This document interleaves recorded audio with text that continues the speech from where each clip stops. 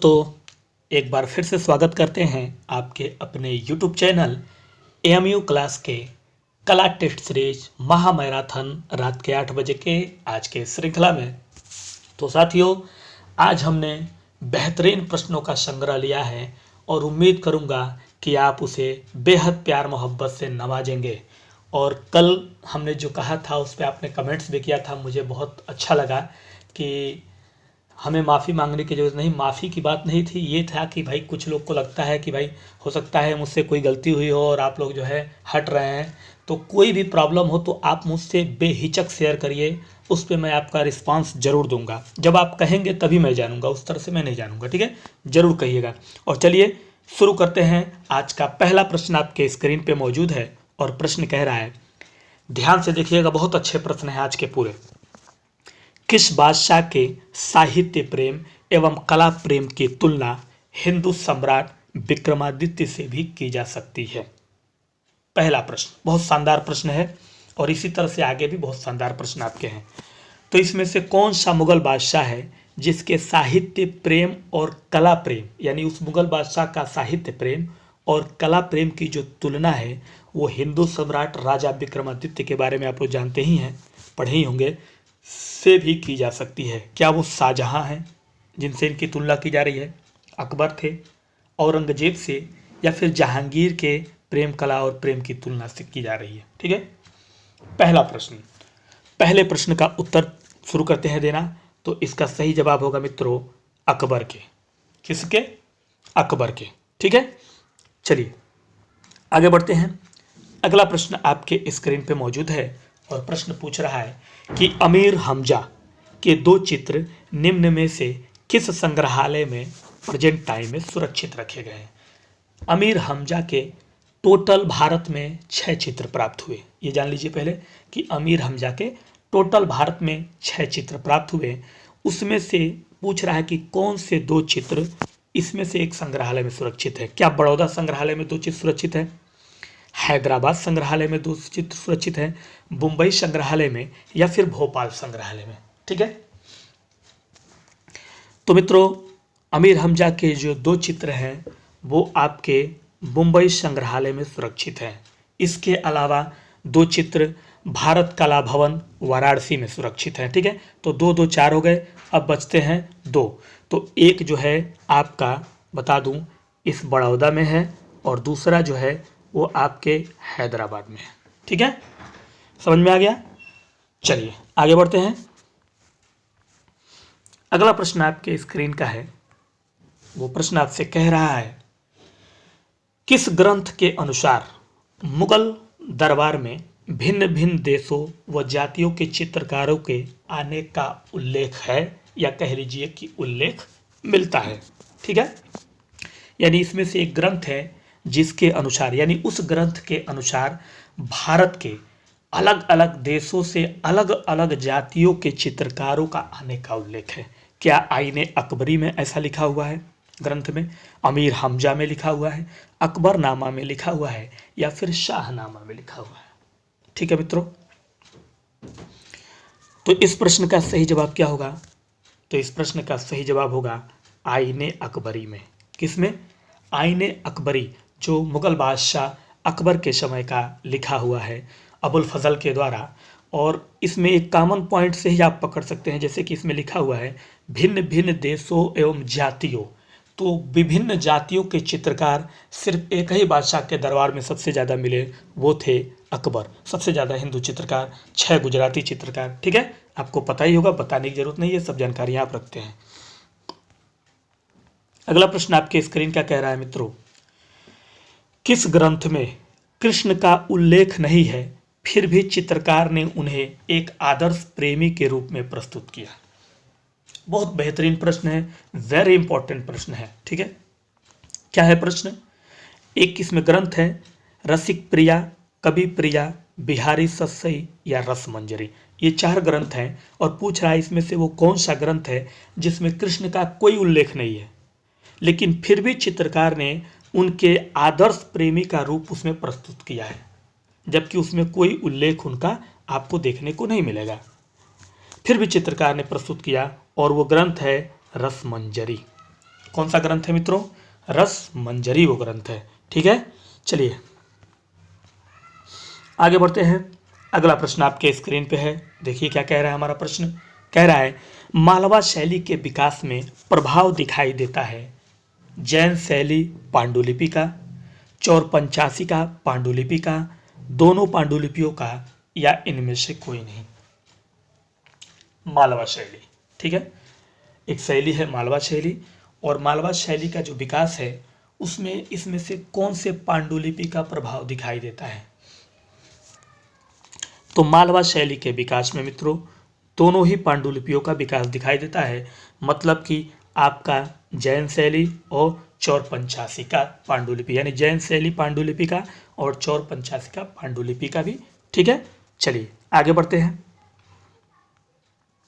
अगला प्रश्न आराम से देखिए, रिलैक्स होकर पूरा वीडियो देखिए, और लाइक शेयर कमेंट्स और हमारे फेसबुक पेज को भी फॉलो जरूर कर लीजिएगा।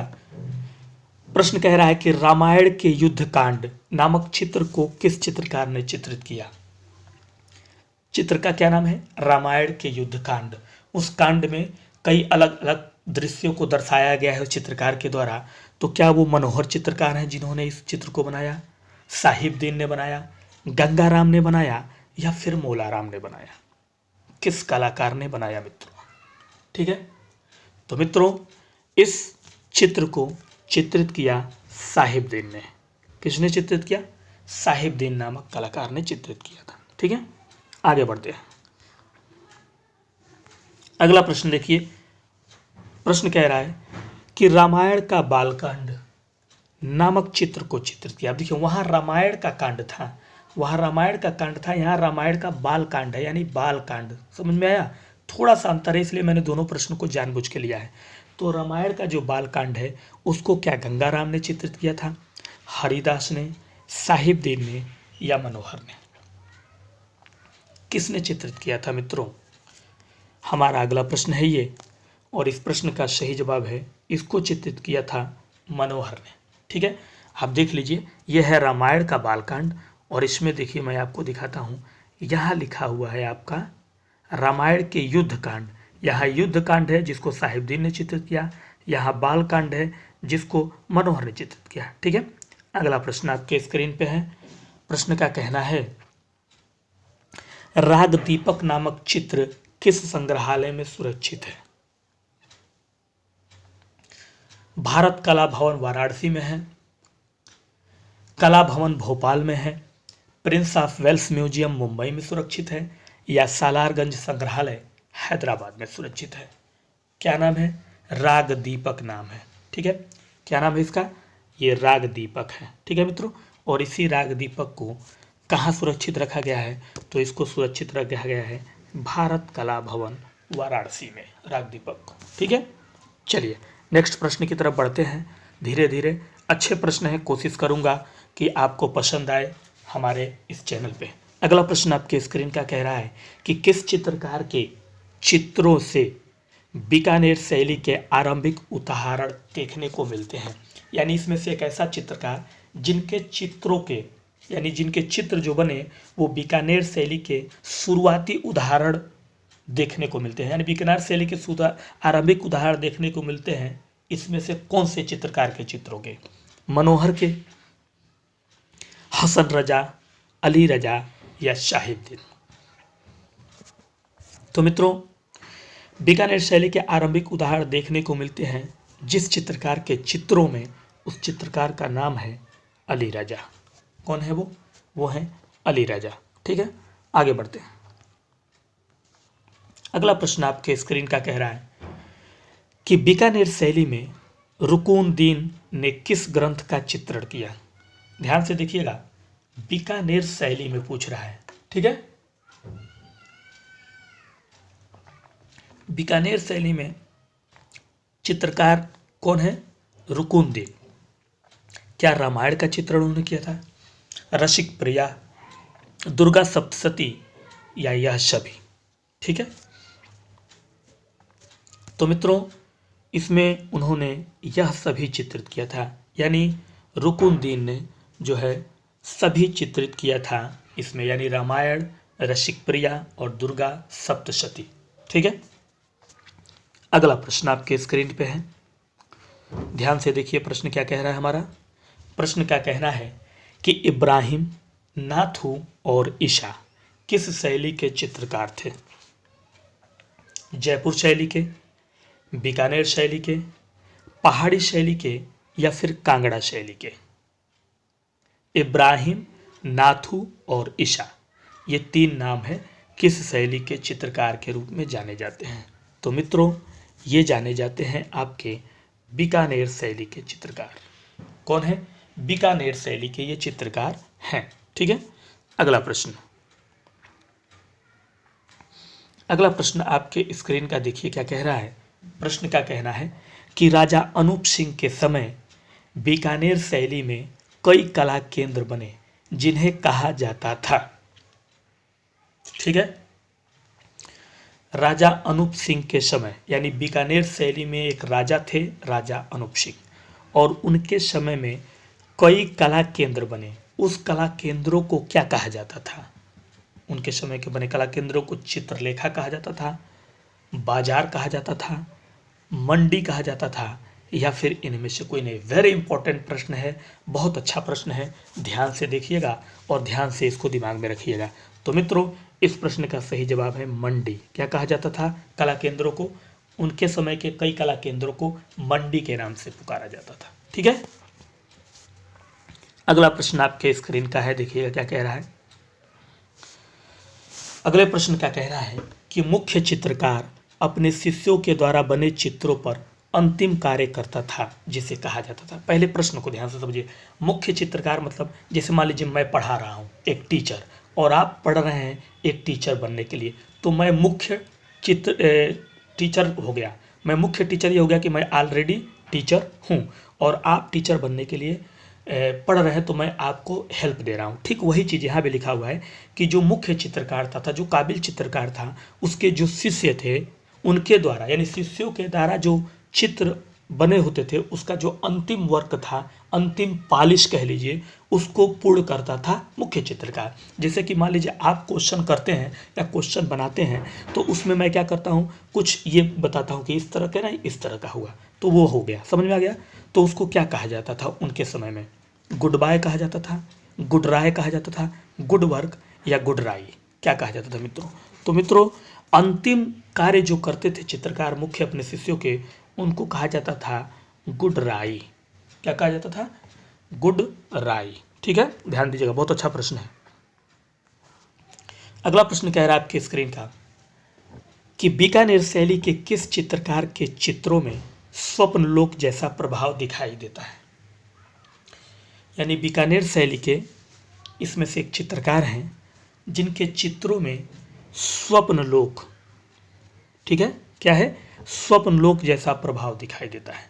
क्या वो चित्रकार इब्राहिम है जिनके चित्रों में ऐसा दिखाई देता है, साहिबदीन है, मनोहर हैं, या इनमें से कोई नहीं? तो मित्रों, वो चित्रकार हैं इब्राहिम जिनके चित्रों में स्वप्न लोक जैसा प्रभाव बीकानेर शैली में दिखाई देता है। मतलब क्या हुआ, बीकानेर शैली में इब्राहिम नाम के भी चित्रकार थे। ये दिमाग में आपको याद रखना चाहिए। अगला प्रश्न आपके स्क्रीन का कह रहा है, जोधपुर के राजा मानसिंह के शासनकाल में चित्रण हुआ रामायण का, पंचतत्व का, शिव पुराण का, या इन सभी का? जोधपुर शैली में एक राजा थे जिनका नाम था राजा मानसिंह। ठीक है, और उनके शासनकाल में चित्रण हुआ है इसमें से किस ग्रंथ का? तो मित्रों, इन सभी ग्रंथों का चित्रण राजा मानसिंह के समय में हुआ, यानी आपका रामायण भी, आपका पंचतंत्र भी, और आपका शिव पुराण भी। ठीक है, चलिए नेक्स्ट प्रश्न पे बढ़ते हैं। अगला प्रश्न आपके स्क्रीन पे है और प्रश्न हमारा कह रहा है, सवाई जय सिंह के समय में नायक के स्थान पर चित्रित किया जाता था। मतलब आपने पढ़ा ही होगा कि राजस्थानी में नायक नायिकाओं का चित्रण बहुत हुआ, नायक नायिकाएं। लेकिन यहाँ क्या कह रहा है कि नायक नायिकाओं का चित्रण तो होता था, लेकिन उसमें जो नायक था, यानी सवाई जय सिंह के समय में जो नायक था, उसके उस नायक के जगह पर किसी और का चित्रण किया जाता था। तो वो क्या नायिकाओं का चित्रण किया जाता था या उसके जगह पे दरबारियों का चित्रण, या उसके जगह पर राजा का चित्रण, या फिर राजा के जो पुत्र होते थे नायक की जगह पे उनका चित्रण होता था। किन का चित्रण होता था? ठीक है, वो भी किसके समय में? सिर्फ सवाई जय सिंह के समय में की बात कर रहा है। ठीक है, ये कॉमन पॉइंट सब चीज़ ध्यान देना है आपको। तो मित्रों इसका सही जवाब है राजा, यानी नायक नायिकाओं का जो चित्र था उसमें जो नायक था मित्रों, उस नायक को सिर्फ और सिर्फ राजा के रूप में चित्र, यानी राजा सवाई सिंह खुद को अपने आप को चित्रित किया करते थे। ठीक है, अगला प्रश्न आइए। अगला प्रश्न आपके स्क्रीन का कह रहा है कि चित्रकार मोहम्मद शाह एक चित्रकार थे, किस राजा के दरबार में व्यक्ति चित्र बनाने में निपुण थे? ठीक है, क्या थे? व्यक्ति चित्र बनाने में मोहम्मद शाह जो है निपुण थे राजा जय सिंह के दरबार में, राजा अनूप सिंह के दरबार में, राजा उमेश सिंह के दरबार में, या फिर राजा मान सिंह के दरबार में। ठीक है, तो व्यक्ति चित्र बनाने में माहिर जो थे वो आपके राजा जय सिंह के दरबार में। किसके? मोहम्मद शाह राजा जय सिंह के दरबार में व्यक्ति चित्र बनाने में निपुण थे। नेक्स्ट प्रश्न की तरफ बढ़ते हैं। नेक्स्ट प्रश्न आपके स्क्रीन का कह रहा है मित्रों, मालवा शैली का भागवत पुराण कहाँ संग्रहित है इस समय? यानी मालवा शैली में भागवत पुराण लिखा गया, चित्रित किया गया, लिखा गया। ठीक है, मालवा शैली में भागवत पुराण चित्रित किया गया, वो इस समय क्या रामपुर के राजा लाइब्रेरी में है, या भारत कला भवन वाराणसी में है, या काला भवन भोपाल में है, या राष्ट्रीय संग्रहालय नई दिल्ली में है? कहाँ है सुरक्षित मालवा शैली का भागवत पुराण? तो मित्रों मालवा शैली का भागवत पुराण कहाँ है? राष्ट्रीय संग्रहालय नई दिल्ली में। कहाँ है? राष्ट्रीय संग्रहालय नई दिल्ली। नेक्स्ट बढ़ते हैं। अगला प्रश्न देखिए आपके स्क्रीन का कह रहा है, किस चित्रकार ने अनिरुद्ध सिंह की घुड़सवारी नामक चित्र को चित्रित किया? ठीक है, अनिरुद्ध सिंह हांडा आपने पढ़ा होगा।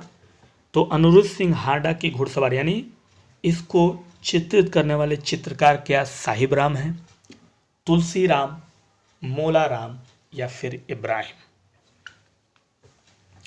राजा अनिरुद्ध सिंह की घुड़सवारी, उस चित्र में कुछ ऐसे चित्र को घोड़े पे आगे उठा हुआ है दोनों पैर पे, देखने में आपको लगेगा कि धरती से घोड़ा जो है हवा में है। ठीक है, ऐसे उसको चित्रित किया उस चित्रकार ने, और इन चित्रकार का नाम था तुलसी राम।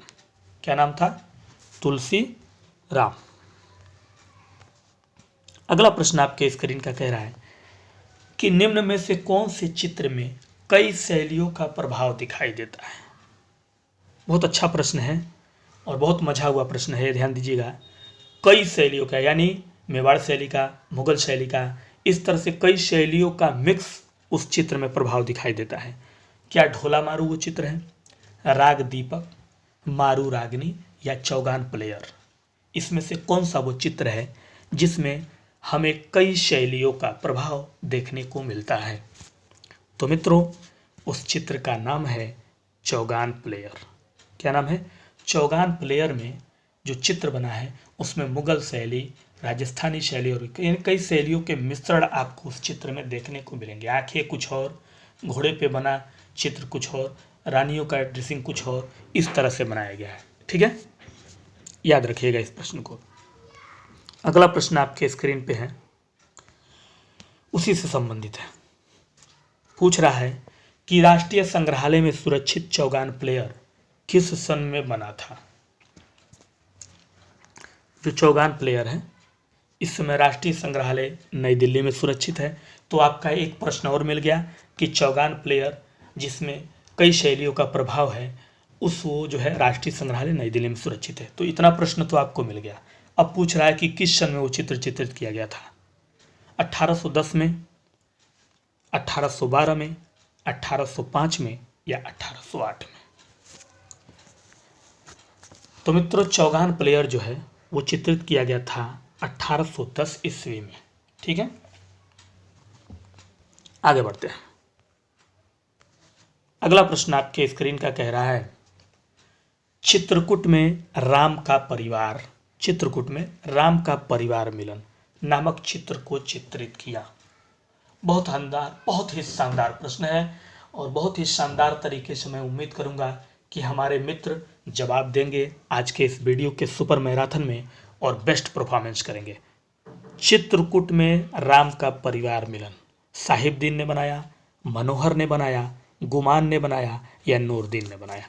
तो मित्रों, इसको बनाया है गुमान ने बनाया है। और बाएं से दाहिने तरफ वो चित्र खत्म होता है, यानी बाएं से शुरू होगा और दाहिने तरफ वो चित्र कंप्लीट होता है। उसमें कई दृश्य दिखाए गए हैं, ठीक है। तो उसको आप चाहे तो नेट पे सर्च मार के देख भी सकते हैं। अगला प्रश्न, चलिए अगला प्रश्न आपके स्क्रीन का कह रहा है मित्रों, मुगल चित्रकला शैली में फारसी, भारतीय और बाद में प्रभाव दिखाई देता है। यानी मुगल चित्रकला शैली में पहले फारसी, उसके बाद भारतीय और बाद में इसमें से किसका प्रभाव दिखाई देता है, ये प्रश्न का कहना है। पहाड़ी प्रभाव दिखाई देता है बाद में, यानी दो के बाद, यानी फारसी और भारतीय के बाद पहाड़ी दिखाई देता है। यूरोपीय प्रभाव का दिखाई देता है, या फिर दोनों का ही दिखाई देता है, या इनमें से कोई नहीं। तो हमारे इस प्रश्न का सही जवाब होगा बी, यूरोपीय प्रभाव का। यानी मुगल चित्रकला शैली में फारसी और भारतीय के बाद जो बाद में हमको दिखाई देता है प्रभाव, वो यूरोपीय कला का प्रभाव दिखाई देता है, ठीक है। चलिए अगला प्रश्न देखिए, बाबर ने अपनी पुस्तक बाबरनामा में कितने चित्रकारों का वर्णन किया है? ठीक है, बाबर ने अपने पुस्तक बाबरनामा, यानी बाबर अपने साथ पुस्तक एक लाया बाबरनामा, और उसमें उन्होंने कितने चित्रकारों का वर्णन किया? 5, 4, 3 या 2? तो मित्रों, उन्होंने वर्णन किया था 2 चित्रकारों का, ठीक है। 2 चित्रकार में एक थे बेहजाद और दूसरा कौन था, ये आपको कमेंट्स में हमको बताना है। एक हमने बता दिया आपको बेहजाद, और दूसरा कौन थे ये आपको कमेंट्स में हमको बताना है। तो उम्मीद करूंगा जरूर बताएंगे, ठीक है। चलिए नेक्स्ट प्रश्न की तरफ बढ़ते हैं। अगला प्रश्न आपके स्क्रीन का कह रहा है, किस मुगल बादशाह ने निगार खान की स्थापना की? निगार खाना कह रहे हैं, निगार खाना की स्थापना की, ठीक है। हुमायूं ने, बाबर ने, अकबर ने या फिर आपके जहांगीर ने, ठीक है। किसने निगार खाना की स्थापना की, ये हमारा प्रश्न है। बहुत अच्छा प्रश्न है और आप सोच रहे होंगे कि इसमें निगार खाना किसे कहते हैं, तो ये भी हम आपको बताएंगे, टेंशन मत लीजिए। सबसे पहले इसका उत्तर हम लोग देखेंगे, तो इसका उत्तर होगा हुमायूं ने। हुमायूं ने जो है निगार खाना की स्थापना की है। हुमायूं जो कि 1530 से 1556 ईस्वी तक उनका সময়काल रहा, ठीक है। वो हुमायूं जो थे वो बाबर के सबसे बड़े पुत्र थे। और निगार खाना जो है कहते हैं उसको पेंटिंग वर्कशॉप को कहते हैं। किसको? पेंटिंग वर्कशॉप जो होता है उसी को हम लोग कहते हैं निगार खाना, यानी निगार खाना पेंटिंग वर्कशॉप। चलिए आगे बढ़ते हैं। अगला प्रश्न देखिए, तैमूर के घर में राजकुमार नामक चित्र के चित्रकार हैं। बहुत अच्छा प्रश्न है और ध्यान से देखेंगे तो बहुत बेस्ट प्रश्न है। प्रश्न है, तैमूर के घर में राजकुमार, इस चित्र को किस कलाकार ने चित्रित किया? बेहजाद ने किया, शाह मुजफ्फर ने, अब्दुल समद सिराजी या मीर सैयद अली? किसने? तो मित्रों, इसको चित्रित करने वाले चित्रकार हैं अब्दुल समद सिराजी। कौन है? तैमूर के घर में राजकुमार नामक चित्र को अब्दुल समद सिराजी ने चित्रित किया, ठीक है। नेक्स्ट,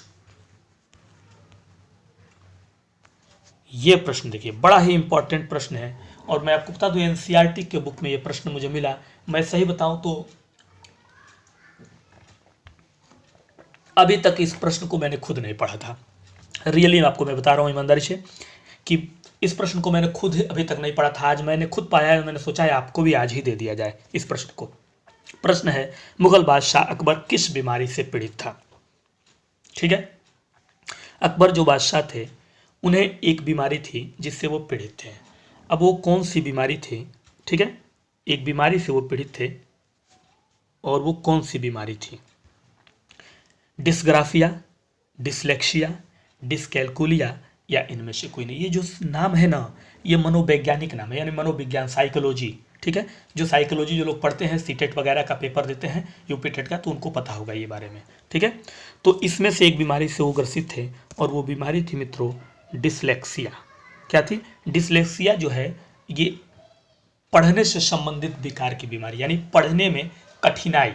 तो इस प्रश्न को पढ़ने के बाद मुझे यही लगा कि मुगल बादशाह, कभी कभी आप लोग पढ़ते हैं ना कि कौन सा बादशाह अनपढ़ था, तो क्या थे? अकबर थे। तो हमको लग रहा है कि रीजन भी यही रहा होगा कि उनको चूंकि डिसलेक्सिया थी, इसलिए वो जो है पढ़ने के विकार से जो है संबंधित जो है बीमार थे, इसलिए वो पढ़ नहीं पाए। हमको यही लगा, आपको क्या लगा आप जरूर बताइएगा, लेकिन डिसलेक्सिया से थे वो पीड़ित। ठीक है, आइए अगला प्रश्न आपके स्क्रीन का कह रहा है मित्रों, मुगल ग्रंथ हमजानामा में खंडों की संख्या कितनी है?